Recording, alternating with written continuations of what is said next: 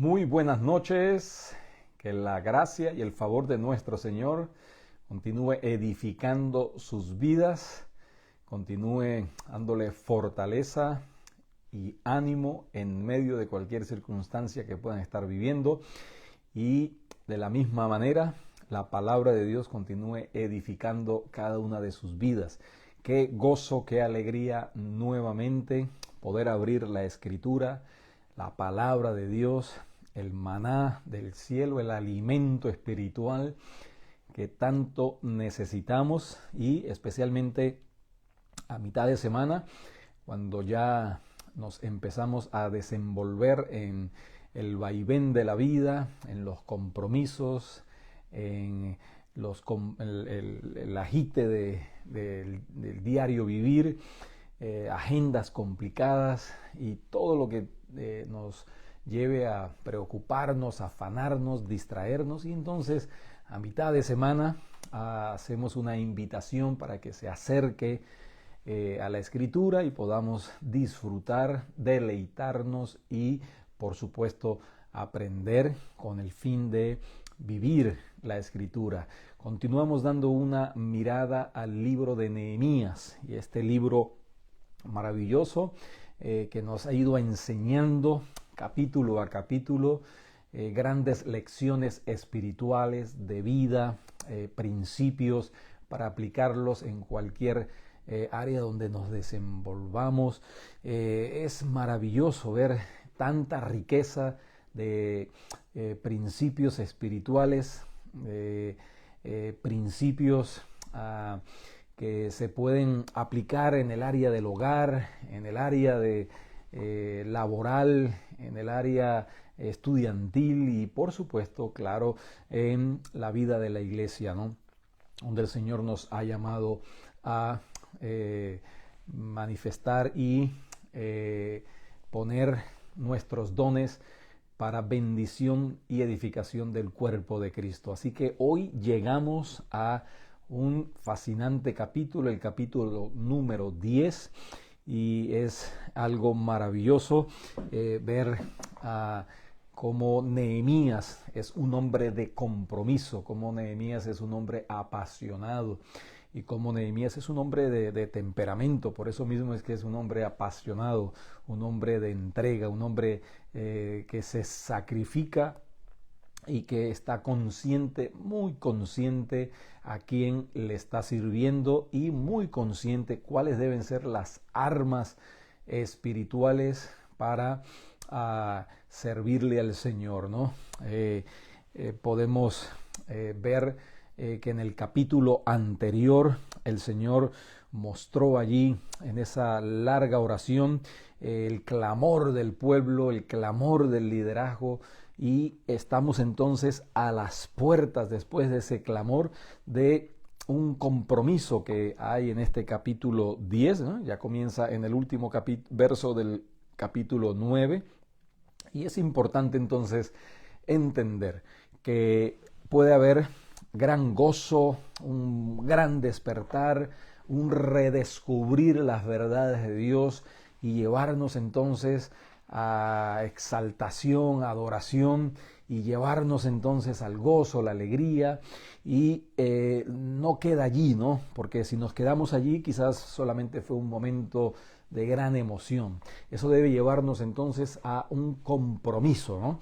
Y no es un compromiso únicamente de palabras, no es un compromiso de intenciones, no, aquí vemos que hay un compromiso de parte de los líderes y del pueblo, y lo hacen por escrito, lo firman los líderes, pero todo el pueblo lo suscribe, ¿no? Y eso es lo que vamos a estar viendo en esta noche, el compromiso del pueblo de Dios. El pueblo de Dios tiene que ser un pueblo comprometido con su Dios. Así que le pedimos al Señor sabiduría y dirección. Señor, gracias. Gracias por este hermoso capítulo 10 que vamos a reflexionar, Señor, con tu ayuda, con tu sabiduría y con tu dirección. Te pedimos, Señor, que al acercarnos a tu palabra con una actitud de alegría, de gozo, pero también entendiendo la responsabilidad que pones en nuestras vidas, Señor, al conocer de tu palabra, porque el que mucho sabe, mucho se le demandará, pero nosotros, Señor, estamos dispuestos a pagar el precio, a asumir el compromiso y con gozo y alegría seguir adelante en pos de tu llamado. Bendice a tu pueblo, bendice a tu iglesia y que esta noche tu palabra sea de gran bendición. En el nombre de Jesús. Amén y amén. Pues sí, mis amados, aquí nos encontramos ya en este capítulo 10 y recordemos cómo termina entonces el capítulo 9 en el verso 38 y dice de la siguiente manera: a causa pues de todo esto, nosotros hacemos fiel promesa y la escribimos, firmada por nuestros príncipes, por nuestros levitas y por nuestros sacerdotes, ¿no? Entonces ahí vemos, ¿no?, un compromiso. Ellos están allí haciendo una promesa, pero no una promesa al aire, la ponen por escrito y entonces vemos a los príncipes, a los levitas y a los sacerdotes y encabezando todo. Entonces comienza el capítulo 10 en el verso 1 describiendo que quién la firmó en primer lugar, ¿no? Allí vemos que los que firmaron fueron entonces Nehemías, el gobernador, ¿no?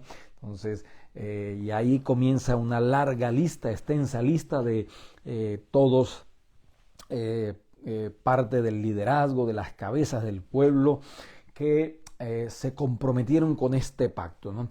Ahora bien, en todo este capítulo 10 y en todo el libro de Nehemías y en toda la palabra de Dios, el compromiso que nosotros asumimos en primer lugar significativamente es que Dios sea que ocupe la primacía, que el Señor sea el primero en todo, que el Señor sea honrado, que el Señor sea reverenciado. Entonces, el compromiso del pueblo tiene ese objetivo, apunta hacia que el Señor sea entonces el que ocupe el primer lugar en la vida del pueblo. Ya Nehemías lo ha modelado. Nehemías ha exhibido su talante, su carácter y su compromiso de caminar en obediencia a la palabra de Dios y que eso sea una manifestación tangible, ¿no?, real, genuina, de que él estaba comprometido con el Señor, que el Señor ocupaba el primer lugar en su vida, ¿no? Eso lo vemos en la Escritura: mas buscad primeramente el reino de Dios y su justicia, y todo lo demás vendrá por añadidura. Y eso es lo que vemos entonces en este compromiso, en este pacto, en esta promesa que firman en primer lugar los líderes, pero también vemos que todo el pueblo. Si avanzamos hasta el verso 28, allí vemos que dice de la siguiente manera: y el resto del pueblo, ¿no? Entonces, no solamente los líderes, los príncipes, los sacerdotes, los levitas, sino que también el resto del pueblo. Por supuesto, los líderes modelan, los líderes dan el ejemplo, los líderes van adelante marcando la pauta, el camino, la dirección, pero todo el pueblo tiene también la responsabilidad, ¿no?, de comprometerse con el Señor y que entonces ese compromiso demuestre que el Señor es el que ocupa el primer lugar en sus vidas, ¿no? Y esta es una batalla constante. ¿Por qué? Porque el mundo atrae, el corazón nuestro también es engañoso y siempre estamos entonces en esa constante, permanente batalla de ceder el primer lugar de nuestra vida a compromisos, a agendas, a situaciones que no necesariamente son malas, ¿no?, pero que no nos llevan a manifestar el compromiso de que sea el Señor el que esté reinando, el que esté ocupando el primer lugar. Puede ser el trabajo, puede ser la familia, puede ser entonces el mismo ministerio, puede ser tantas cosas, ¿no?, que puedan y constantemente están tratando, ¿no?, con esa tensión de quién está ocupando el primer lugar en nuestras vidas. Pero este capítulo 10 nos ayuda, ¿no?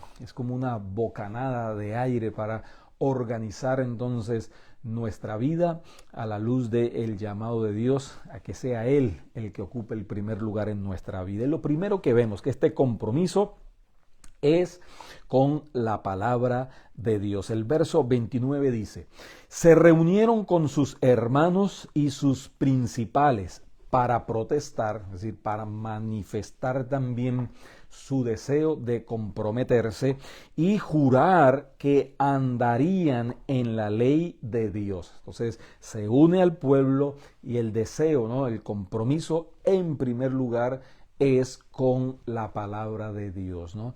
No son sus ideas, sus conceptos, no son sus opiniones, no es lo que ellos pensaban, lo que ellos creían que era lo mejor, no, es ir a la palabra de Dios, redescubrir en la palabra de Dios el llamado, las pautas, los principios, los mandatos, las ordenanzas, y entonces sujetarnos entonces al consejo divino y desechar nuestras propias opiniones, nuestra propia sabiduría humana, y entonces suscribirnos, ¿no?, a lo que es el consejo divino, ¿no? Y vemos que entonces en primer lugar es con la palabra de Dios. En segundo lugar vemos que hay una lista entonces en este capítulo 10 y vemos que el compromiso comienza a manifestarse de manera específica, ¿no? Son puntos específicos que comienza a dilucidarse en el recorrido de este capítulo 10. Lo primero que vemos entonces es que el compromiso básicamente, ¿no?, es con la pureza, ¿no? El verso 30 dice: y que no daríamos nuestras hijas a los pueblos de la tierra, ni tomaríamos sus hijas para nuestros hijos, ¿no? No es que sea un asunto de xenofobia, odio a los pueblos, al contrario, habían pueblos, se hacían prosélitos, ¿sí?, adherentes de el judaísmo y demás. El asunto es que los hijos de ellos y las hijas de ellos se estaban casando con esos pueblos que tenían dioses paganos y estaban entonces adorando a esos dioses y estaban entonces contaminándose no solamente en lo personal, sino también como pueblo de Dios. Y por lo tanto entonces estos compromisos son de manera específica, ¿no? Y luego hay una enseñanza también en el Nuevo Testamento a que de la misma manera no nos unamos en yugos desiguales. Es un principio, ¿no?, que vemos en la Escritura. ¿Qué comunión tiene la luz con las tinieblas? Porque precisamente se trata de eso, de la contaminación espiritual, aún ceremonial del pueblo de Dios, y llevar entonces a la idolatría, adorar a esos falsos ídolos y entonces sufrir grandes consecuencias. Esta fue una lucha constante, continua en el pueblo de Dios, ¿no?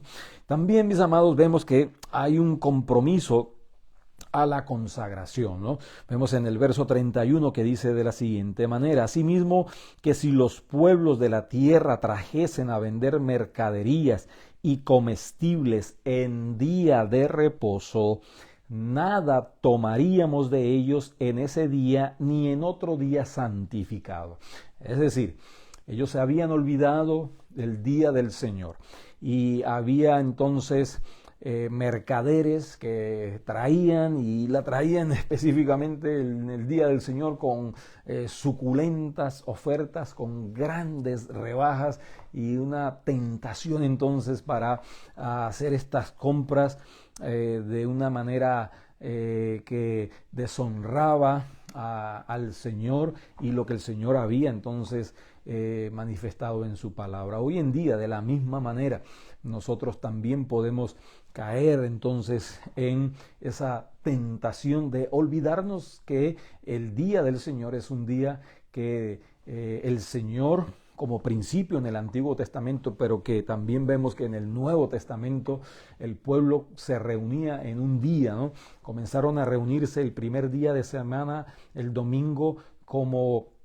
recordatorio y como una manera de honrar entonces y celebrar la resurrección del Señor. Y lo interesante es que es muy fácil entonces descuidar, tomar a la ligera ese día, ¿no? Ese es un día que debemos de prepararnos, debemos de estar dispuestos, no solamente venir físicamente, sino venir preparados espiritualmente, porque a veces venimos, pero nuestra mente, nuestro corazón está en otros asuntos. Debemos estar concentrados, dispuestos, debemos de llegar temprano, ¿no? Así como llegamos temprano al colegio, a la universidad, al trabajo, a una cita médica, a una cita en una institución del gobierno, ¿no? Entonces respetamos y honramos esas instituciones, pero muchas veces no respetamos y honramos el hecho de llegar temprano, ¿no? Y llegar temprano no es llegar cuando comienza, es llegar antes, es estar concentrado, es estar enfocado, es estar allí dispuesto, ¿no? Y qué precioso es cuando el pueblo está allí ya y después entonces es que comienza entonces el servicio de alabanza, de adoración, lo mismo el discipulado, lo mismo las reuniones de oración, ¿no? Entonces debemos de planificar, ¿no? Para honrar al Señor con nuestra puntualidad y sobre todo entonces no tomar en menos el día del Señor. ¿Por qué? Porque ellos demostraban con esta actitud que no confiaban en el Señor, venían los vendedores, los mercaderes y querían las ofertas, y entonces, pero eso demuestra entonces una desconfianza en el Señor. Cuando nosotros honramos al Señor en ese día, sí, demostramos que confiamos en Él, que Él tiene el control de nuestras vidas, que Él tiene el control de nuestro presente, que Él tiene el control de nuestras finanzas, que Él tiene el control entonces de todo lo que somos, es el Señor en primer lugar. Pero también, mis amados, esto demuestra entonces cuáles son nuestras prioridades, ¿no?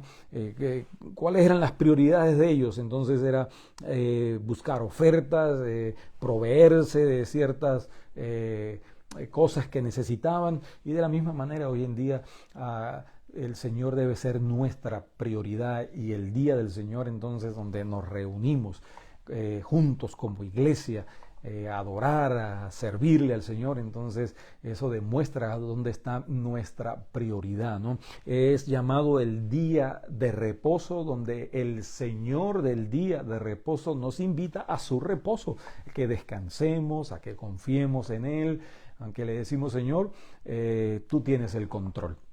Yo suelto el control de mis cosas y me entrego a ti, ¿no? Un predicador dijo en una ocasión que el día del Señor está crucificado entre dos ladrones, ¿no? La urgencia del agite, de la fatiga del día anterior, bien sea el sábado, el viernes, y entonces también las preocupaciones y la agenda del día siguiente, del lunes, ¿no? Entonces el día del Señor está crucificado entre esos dos grandes ladrones. Pero tenemos que entonces entender que todos los días son del Señor, pero hay un día donde el pueblo de Dios se une como congregación y adoramos al Señor, y como iglesia entonces manifestamos honra al Señor, y también entonces manifestamos entonces nuestras prioridades delante, y de la misma manera pues damos ejemplo, ¿no? A nuestros hijos, damos ejemplo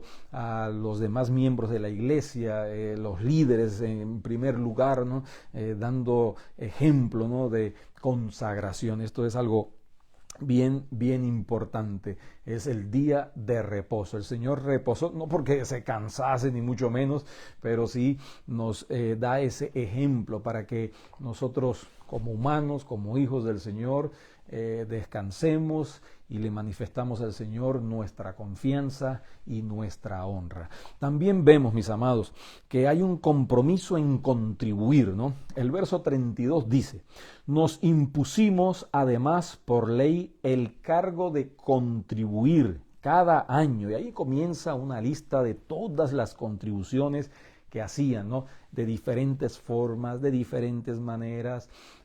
Algunos mencionan el diezmo. El diezmo hoy en día no es una obligación impositiva, ¿no? Es más bien un privilegio. Por eso es que hoy en día en el Nuevo Testamento, aunque el Señor no lo eliminó, ¿no? Ni mucho menos, Él enseñó que era necesario hacer de eso y también entonces honrar, ¿no? Con otras cosas, pero vemos que ahora queda en nuestro corazón, ¿no?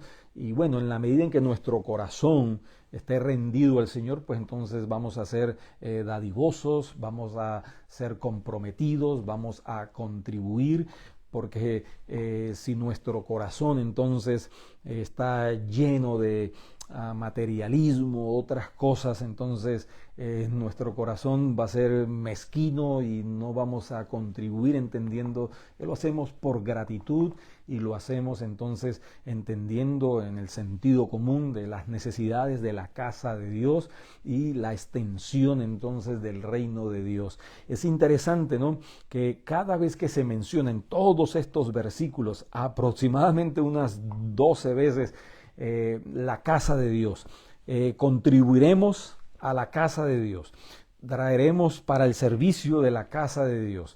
El verso 34, para traerla a la casa de nuestro Dios. Y el verso 35 dice, y que cada año traeríamos a la casa de Jehová las primicias, ¿no? Entonces, entendiendo esto, las primicias era algo especial, algo dedicado, ¿no?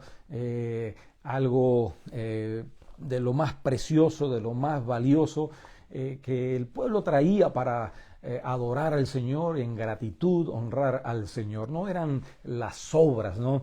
No era hoy en día ni las sobras del tiempo, ni las sobras de lo que nos queda y si acaso nos queda.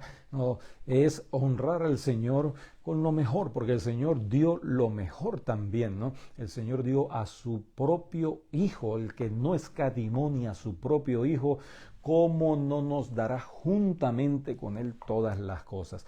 Y cuando lo hacemos, entonces le decimos, Señor, yo confío en ti.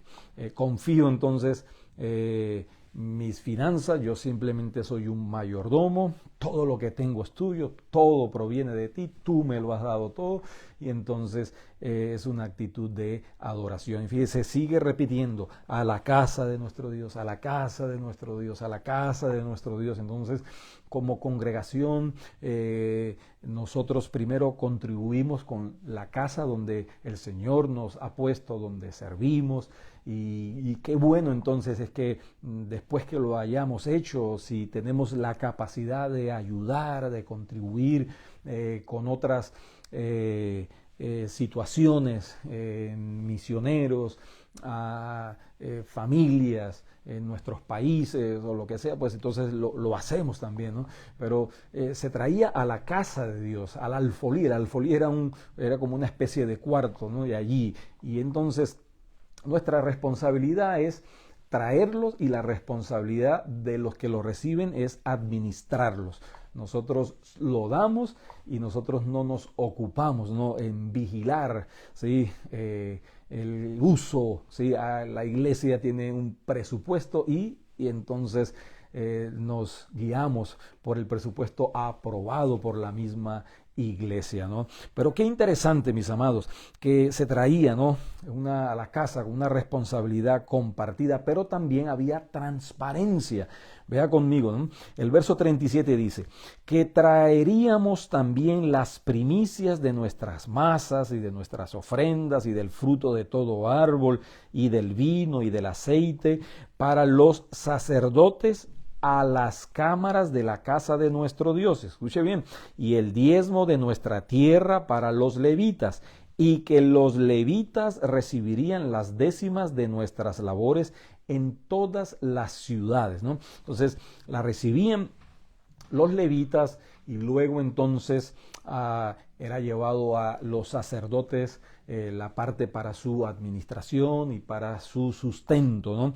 Y vemos entonces que el verso 38 dice, y que estaría el sacerdote, hijo de Aarón, con los levitas cuando los levitas recibiesen el diezmo. Es decir, es algo que debe de requerir una responsabilidad, ¿no?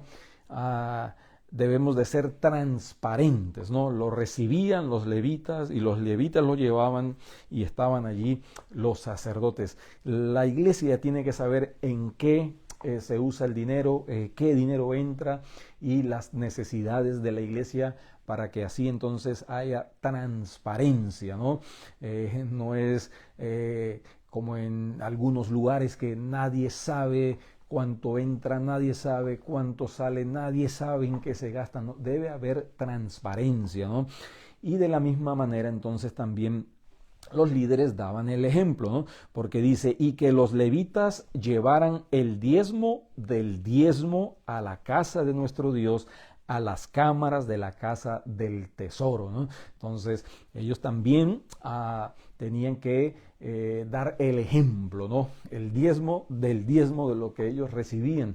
Y esto es muy, porque cómo exigirle o cómo pedirle, ¿no? Entonces al pueblo que contribuye así, el liderazgo no está dando el ejemplo, ¿no?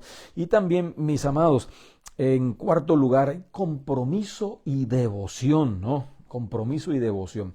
¿Cómo termina entonces este capítulo? Termina diciendo, y no abandonaremos la casa de nuestro Dios. Esto es algo maravilloso, porque recordamos por qué habían llegado aquí y en el transcurso entonces había comenzado la reconstrucción y por amenazas y por todo lo demás y por miedo y sí, habían abandonado la reconstrucción, pero ellos sí seguían construyendo, como dice el libro de Ageo que estuvimos en una serie de prédicas unos meses antes. Ellos tenían sus casas bien artesonadas y el Señor le dice, y mi casa está desierta, mi casa está en ruinas, mi casa está abandonada, pero ahora es el pueblo el que toma la iniciativa y se compromete y dice, y no abandonaremos la casa de nuestro Dios. Es el lugar entonces que el Señor ha provisto para que sea un centro de adoración, un punto de predicación, un lugar de exaltación, y entonces entendemos que la gloria del Señor siempre cuando nos reunimos como iglesia a adorarle, a servirle, a predicar la palabra, entonces el Señor es exaltado, el Señor es glorificado y dice que el Señor entonces añade, el Señor provee, el Señor fortalece y el pueblo de Dios entonces sigue adelante. Por lo tanto debe haber un compromiso, ¿no?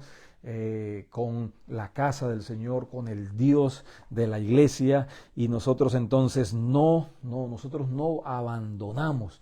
Nosotros no abandonamos, sino que debemos de ser entonces ese pueblo, un pueblo de compromiso, así como nos los ha modelado y nos los ha enseñado Nehemías. Y está en la palabra de Dios precisamente para eso, ¿no? Para que sea ejemplo en el día de hoy.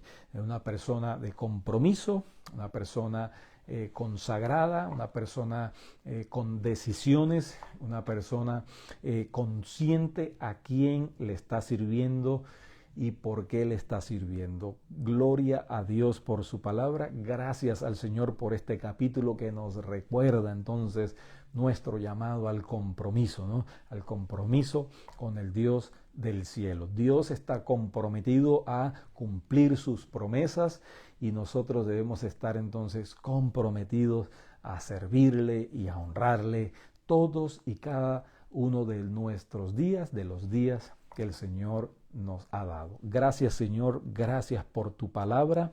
Gracias, Señor, por recordarnos que debemos siempre, Señor, estar comprometidos y continuar profundizando en nuestro compromiso contigo para tu honra y para tu gloria. Bendice a tu pueblo, Señor, guarda a tu pueblo, protege a tu pueblo, Señor.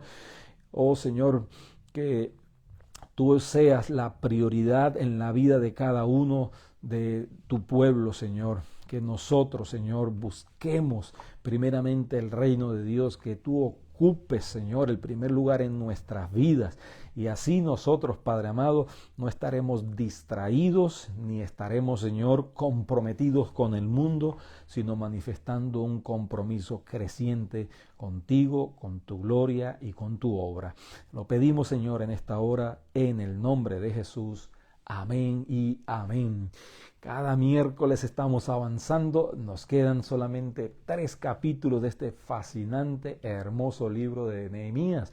Y de la misma manera, viernes discipulados. Allí hacemos estudios sistemáticos de la enseñanza de la palabra de Dios. Y los domingos entonces, júbilo, celebración, gozo en la casa del Señor. Domingos 11 de la mañana, Alianza Cristiana y Misionera, Casa de Oración, Brandon, Florida. Dios les bendiga, Dios les guarde.